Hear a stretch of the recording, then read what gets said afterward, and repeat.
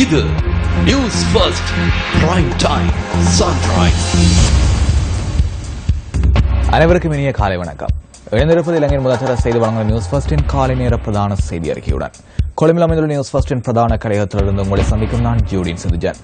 சர்வதேசத்தின் பல பாகங்களிலும் இருந்து சக்தி குளோபலோடு அணிந்திருக்கும் உங்களை சந்திப்பதில் மிகுந்த மகிழ்ச்சி. விரிவான செய்திகளுக்கு செல்லும் முன்னர் முதலில் தலைப்புச் செய்திகள். பிரதமர் ரணில் விக்ரமசிங்கே இன்று ஹாங்காங்கிற்கு புறப்பட்டு செல்ல உள்ளார். கோப் அறிக்கையின் அடிக்குறிப்புகளுக்கு ஒருபோவதும் இடங்கப் போவதில்லை என கணக்காய்வாளர் நாயகம் தெரிவிப்பு. கட்டுநாயக்க சர்வதேச விமான நிலையத்தின் பிரதிசுங்க பணிப்பாளர் என தெரிவித்து நிதி மோசடியில் ஈடுபட்ட 4 பேர் கொழும்பில் கைது. தென்கொரியாவில் ஊழல்கள் குறைவடைய வேண்டும் என வலியுறுத்தி போராட்டங்கள் தொடர்ந்தும் வலுப்பெற்றன.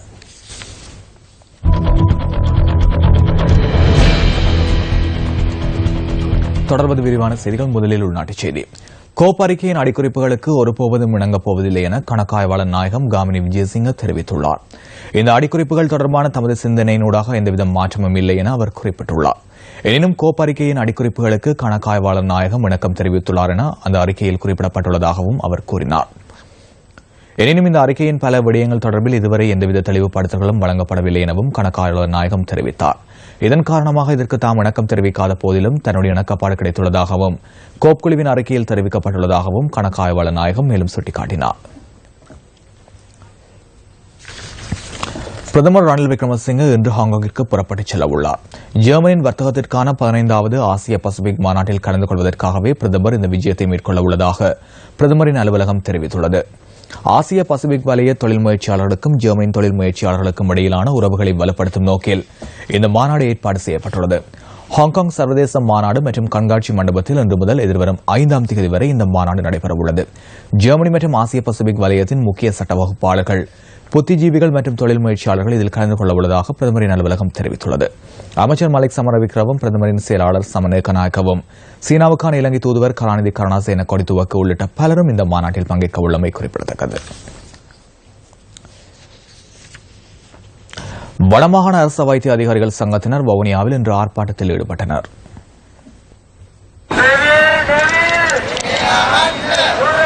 மாலம்பே தனியார் மருத்துவக் கல்லூரிக்கு எதிராக இந்த ஆர்ப்பாட்டம் முன்னெடுக்கப்பட்டது. இலங்கையில் சைட்டம் எனப்படுகின்ற தனியார் மருத்துவக் கல்லூரியானது இலங்கை மருத்துவ சபையின் அனுமதியினை பெறாமல் ஆரம்பிக்கப்பட்டு கிட்டத்தட்ட 6 வருடங்கள் 1000க்கும் மேற்பட்ட மாணவர்களை சேர்த்துள்ளார்கள். இவ்வாறு சேர்க்கப்பட்ட மாணவர்களை இலங்கையின் மருத்துவ சபையின் அனுமதியை நாம் பெற்றுள்ளோம், உங்களை வைத்திருந்தால் இலங்கை மருத்துவ சபையின் அனுமதியினை பெறாமல் செய்வதனால் மருத்துவக் கல்லூரியானது இலங்கையில் வருகின்ற வைத்தியர்களின் தராதரம் மிக குறைவாக காணப்படுவதாகும். இதனால் இவ்வாறு வரப்படுகின்ற வைத்தியர்கள் நாட்டு மக்கள் சேவையாற்றுகின்ற போது சிறந்த தராதரமான சேவையினை பெற்றுக் கொள்ள முடியாது. ஆகையினால் இம்மருத்துவக் கல்லூரியினை அரசாங்கம் மயப்படுத்தப்பட வேண்டும் என்றும் மேலும் இம்மருத்துவக் கல்லூரிக்கு மாணவர்கள் சேர்ப்பது தடுக்கப்பட வேண்டும் என்பதே ஆகும். இதேவேளை கொழும்பில் உள்ள மாலம்பே மருத்துவக் கல்லூரிக்கு எதிர்ப்பு தெரிவித்து ஆர்ப்பாட்டம் ஒன்றும் முன்னெடுக்கப்பட்டுள்ளது.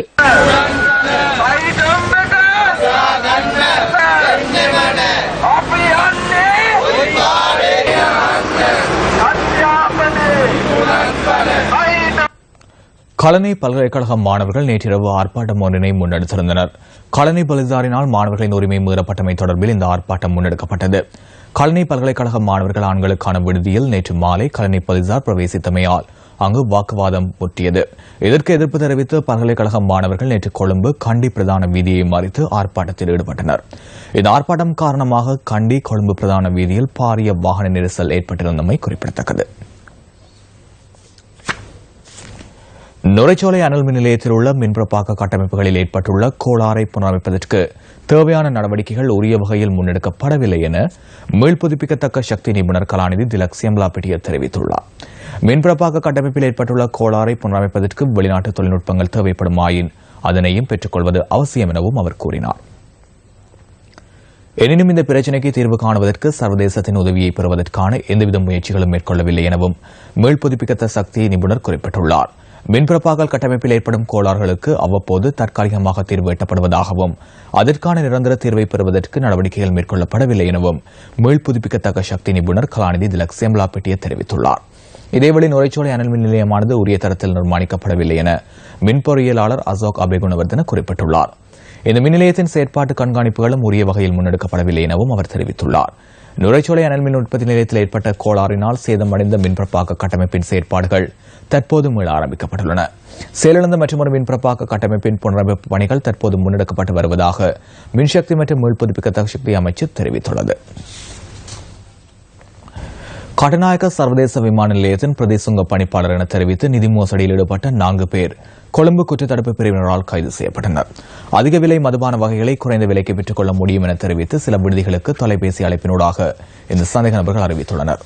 அதற்கமைய மதுபானத்தை பெற்றுக்கொள்ள வந்தவர்களிடம் பணத்தை பெற்றுக் கொண்டு சந்தேக நபர்கள் தப்பிச் சென்றுள்ளதாக போலீசார் குறிப்பிட்டனர். இதனையடுத்து மேற்கொண்ட சுற்றி வளைப்பை தொடர்ந்து ராகமை மற்றும் வத்தலை பகுதிகளைச் சேர்ந்த சந்தேக நபர்கள் கைது செய்யப்பட்டுள்ளனர். உட்கட்டுமானங்கள் தொடர்பிலான நிகழ்வு ஒன்று நேற்று கொழும்பில் ஆரம்பமாகியது. டேனிஷ் டேஸ் என பெயரிடப்பட்டுள்ள இந்த நிகழ்வில் நீர்வளு மற்றும் உட்கட்டுமானங்கள் தொடர்பில் ஆராயப்படுகின்றன. இந்த கருத்தரங்கு 2 நாட்கள் நடைபெறவுள்ளது.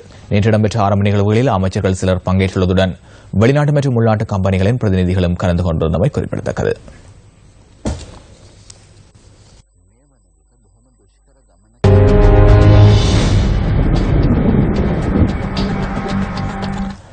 நாட்டில் நிலவும் வானிலை தொடர்பான தகவலுடன் அறிந்து கொள்கின்றார் வளிமண்டலவியல் திணைக்களத்தின் வானிலை அதிகாரி முகமது சாலிஹின். வங்காள விரிகுடாவில் வளிமண்டலத்தின் தாழ்மட்ட குழப்ப நிலையானது தீவிரமடைந்து தாளமுக்கமாக மாற்றமடைந்துள்ளது. ஆனபடியினால் நாட்டின் பெரும்பாலான பகுதிகளில் தொடர்ந்தும் வானம் முகில் சரிந்து காணப்படுவதுடன் மழையுடன் கூடிய வானிலையும் காணப்படும்.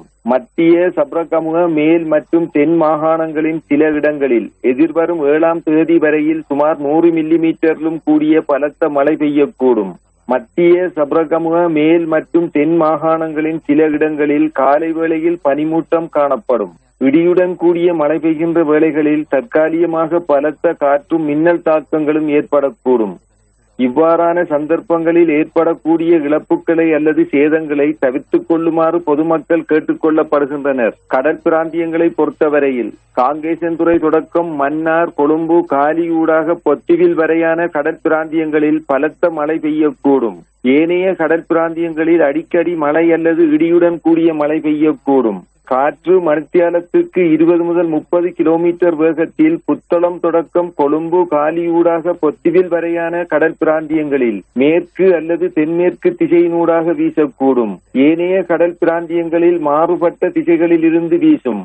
மாத்தறை தொடக்கம் அம்பாந்தோட்டையூடாக பொத்திவில் வரையான கடல் பிராந்தியங்களில் காற்றின் வேகமானது அடிக்கடி மணித்தியாலத்துக்கு 50 கிலோமீட்டரிலும் அதிகரித்த வேகத்தில் வீசக்கூடும்.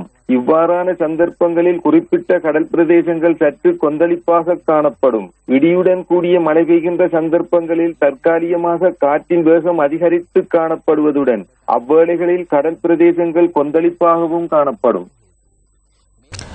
அனுதாருடன் நியூஸ் ஃபர்ஸ்டின் இன்றைய தினத்திற்கான காலை நேர பிரதான செய்தி அறிக்கை நிறைவுக்கு வருகிறது. நியூஸ் ஃபர்ஸ்டின் மணித்தியால செய்தி அறிக்கைகளை 10:25 மற்றும் 11:25 மதிய நேர பிரதான செய்தி அறிக்கையை மதியம் 1 மணிக்கும் எதிர்பாருங்கள். தொடர்ந்தும் சக்தி தொலைக்காட்சி வழங்கும் குட் மார்னிங் ஸ்ரீலங்கா நிகழ்ச்சியுடன் இணைந்திருங்கள். வணக்கம். Hotline 0114-896-896 www.newsfirst.lk. Feedback at newsfirst.lk.